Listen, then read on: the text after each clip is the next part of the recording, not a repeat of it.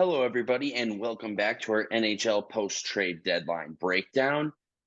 This episode, we're breaking down the Western Conference here of our biggest movers and our sleepers. So, Colin, who's your biggest movers? Yeah, so out of the West, obviously a lot of teams made some moves, both conferences. But out of the West, the team that stuck out to me the most is the Minnesota Wild. Uh, Made a couple moves, two notable ones here: Nyquist and Johansson. Um, Already And they stacked. got Klingberg too. Oh yeah, that's right. That's right. I was trying to figure out which guys they got rid of and which guys they kept. I forgot he was one that they got. But yeah, already stacked team. Obviously, you got Eriksson at Kaprizov on the offensive end, getting a lot of things done. Um, Johansson making an immediate impact, picking up a point with an assist this weekend. Nyquist looking to make his debut this coming week. The team's at the top of the division for obviously for a great reason. They've been playing a lot of great hockey down the stretch here. 8-1-1 in their last 10. Uh, and then obviously for this team, getting hot at the right time, you got Fleury in the net. You can lean on him a lot down the stretch here, and once you get to playoff time. So, um, yeah, this team didn't really need to go make moves, but the fact that they did just goes to show they're kind of all in. Again, you got a good guy in between the posts, and yeah, Kaprizov having a great year. So obviously, you don't want all that to go to waste. So you go get a couple extra pieces that you need to go make that playoff push. Yeah, Yeah. I Uh, mean, I agree with everything that you said there about the Wild, and to add in a little bit there, having never really gotten over the hump of the second round, like really having basically having a lot of losses in the first and second round. This is a year that I actually think that they do have a chance to really push deep into the playoffs because of what you just said and their additions. I feel like that adds that more. Every one of their lines can score a goal. right. They do have the toughness where they can beat any team as well. Their goaltending is the only concern that I have. And Flurry hasn't been doing the greatest. Their other guy, they basically leaned on for a lot of the games. And you just got to hope that one of those guys gets hot because if they don't, that's where I feel like their downfall will be. Or if they take too many penalties. But their Right. power play is great and they can score and play defense. It's their goaltending and they can't take penalties. Right. Yeah. Like you said, Flurry not doing, I guess, what he's expected to over the last couple weeks. But for him, you give him that extra respect of okay, he's been here before, he's done this, he knows how to lock in when the time is right. You just hope that he can tap into that with the couple weeks leading up to the season ending here. But yeah, I would agree. Yeah, aside from their goaltending not being up to par, the rest of the team has looked great so far this season. Yeah. And then going over to my team that's made the biggest impact post trade deadline, Edmonton Oilers. Um, I know they let Tyson Berry go, and a lot of people thought that he was their offensive defenseman that could move the. I think he just wasn't the right fit. Bringing in Ekholm from Nashville, this guy is a true offensive defenseman. He also hits people. He's down to fight.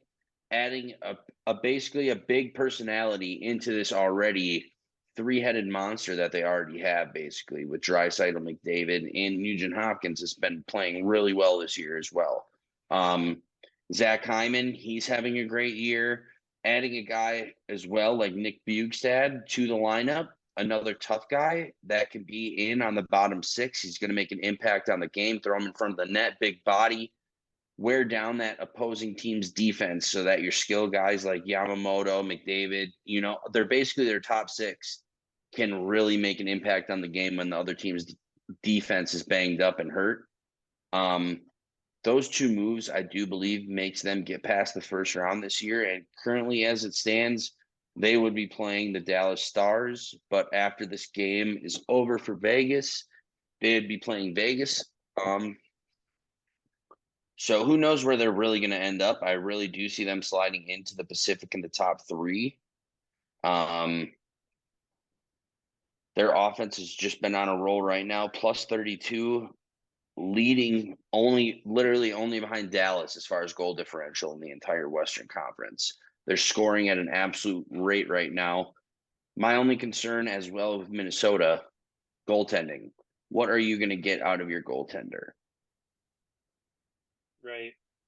Yeah. Yeah. They much like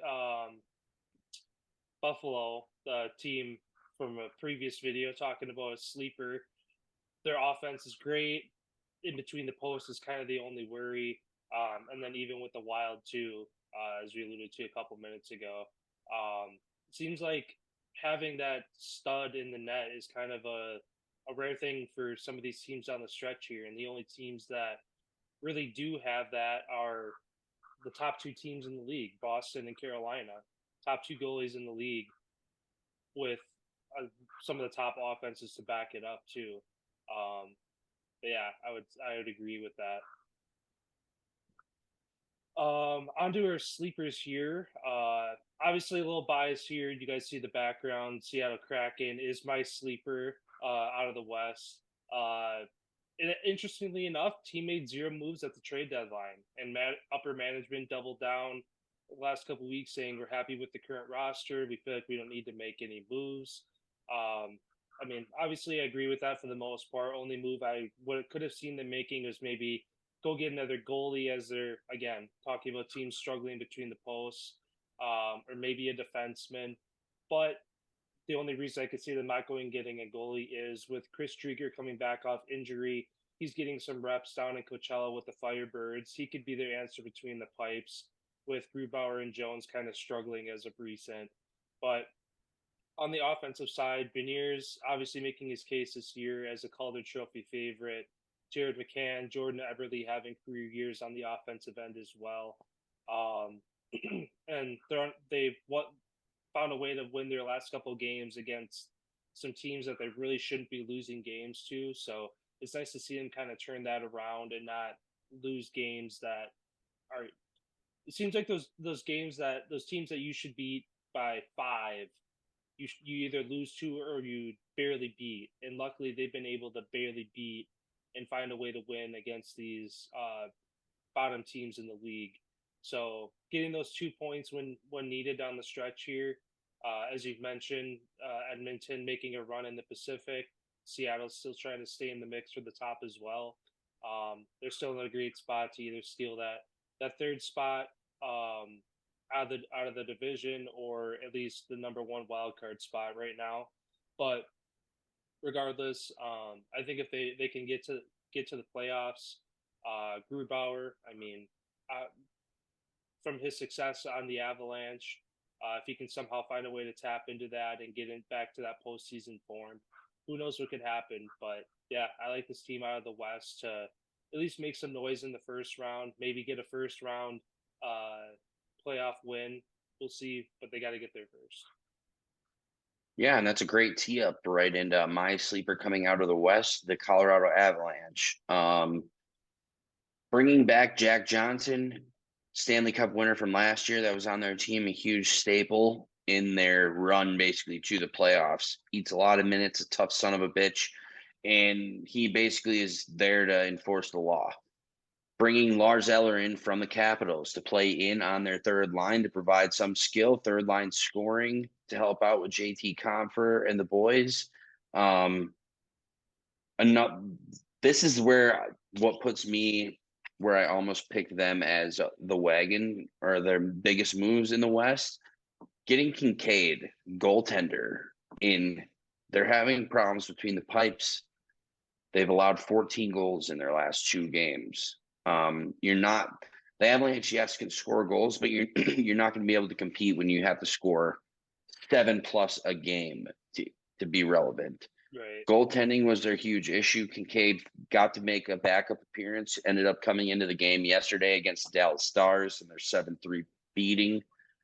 But tonight, I think he is called to start in their game against the Seattle Kraken. So this is a huge game for implications. Colorado also sleeper. Landeskog, McCarr just came back. So he's getting his feet back.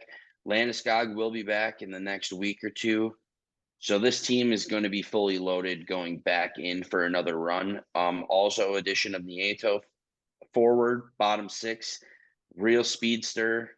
He's also a guy that is a real tough guy to play with or against, I should say. Yeah, just a real pest out there. I'm really seeing this team. Vegas is the only team that you're not going to want to have to play first. Whoever is on those wild card spots, you're not going to want to have to play Vegas. Right. And honestly, Dallas, because Dallas has been playing very well as of their additions. You know, you could almost throw them as in a sleeper. I think both of us would agree on the Dallas Stars. Dadonov coming in, Domi coming in. Now they got tough, and I feel like that's where they really lacked their. That was their only lack. I really feel like on their entire team, and they brought two pieces in of guys that are tough and can score. So this is going to be a fun race to the finish. That's all I can say. For sure. Yeah, that wraps up our West talk here for the post NHL deadline. For the trade deadline. Yeah, we'll be ramping up more talk here as we get down the stretch here, kind of circling back to all these teams, highlighting some teams that throw themselves in the mix that we maybe left off this list. They're kind of out of it. Maybe they weren't worth talking about. They start making some noise. We'll be sure to talk about those teams as well. Yeah, we'll see you guys next time for some NHL talk.